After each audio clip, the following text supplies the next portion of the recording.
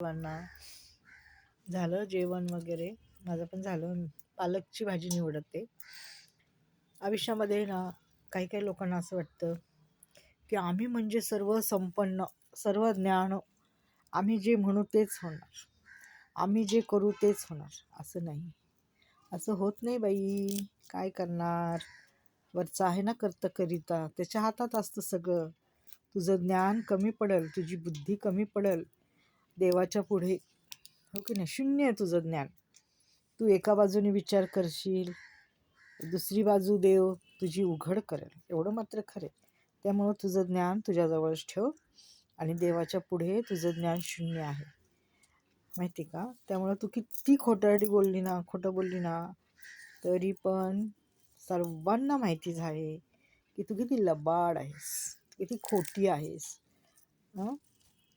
तुझ्या आतमध्ये किती घाणेरडी वृत्ती भरलेली आहे, माहिती आहे. जिथे तू राहतीस ना तिथे एक पण मुलगी किंवा बाई किंवा कोणी तुझ्यासारखं नाही, माहिती. तुझ्या वागणुकीत तू दाखवून दिलंस आजूबाजूच्या लोकांना की मी किती वाईट आहे बघा, हो की नाही. त्यामुळं तू कितीही ज्ञान लाव आणि कितीही तू स्वतःला स्मार्ट समज, परंतु तू खोटारडी आहेस आणि देव तुला उघड करतो.